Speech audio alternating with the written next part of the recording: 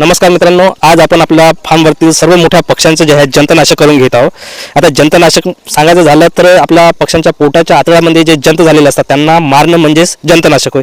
त्यालाच आपण डिवॉर्मिंग पण म्हणतो। सर्वात आधी पक्ष्यांच्या पोटामध्ये जंत येतात कुठून ते आधी समजून घेऊया। जर आपल्या शेडमध्ये म्हणा किंवा फ्री रेंज एरियामध्ये जर सतत घाण राहत असेल आणि आपण जर पक्ष्यांना जे आहे त्याच घाणवरती जे आहे फीड देत असेल तर काय होतं मित्रांनो, पक्ष्या जेव्हा फीड खातो तेव्हा त्या फीड सोबतच जे आहे जंत पक्ष्याच्या पोटामध्ये जाते आणि एकदा का आपल्या पक्ष्यांना जंत झाले तर पक्ष्याची वजन वाढ जे आहे ते थांबते। पक्षी जो आहे तो आपला अशक्त होऊन जातो, अंड्याचं प्रोडक्शन जे आहे ते कमी होऊन जाते आणि पिसाईमध्ये जे चमक असते ते नाहीशी होऊन जाते। म्हणून प्रत्येक महिन्याला का होईना एकदा आपल्या पक्ष्यांचं जे आहे जंतनाशक करणे खूप आवश्यक आहे। आज आपण आपल्या पक्ष्यांचे जंतनाशक जे आहे अल्बोमारनी करणार आहे। भरपूर मेडिसिन असते मित्रांनो जंतनाशकची।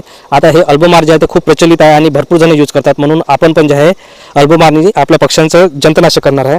जंतनाशक करताना मित्रांनो एक गोष्टीची काळजी घ्यायची, जर आज तुम्ही पक्ष्यांचं जंतनाशक करत असाल तर त्याच्या अगोदरच्या दिवशी जे आहे 4 ते 5 वाजता जे आहे आपल्या पाण्याचे जे भांडे आहेत ते सर्व बाहेर काढून घ्यायचे आणि खाली करून ठेवायचे।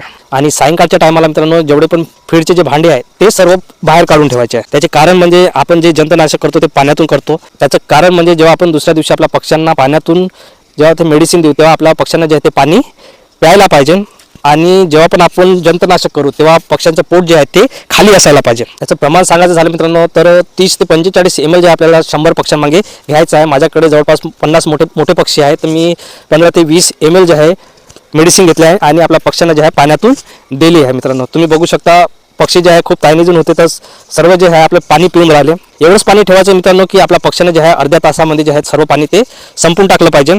आणि एकदा का आपल्या पक्ष्यांना मेडिसिन दिली त्यानंतर 2 तास जे आहे कोणतेही फीड पक्ष्यांना द्यायचं नाही आहे। तर अशा प्रकारे आपल्या पक्ष्यांची डिवॉर्मिंग करायची आहे मित्रांनो।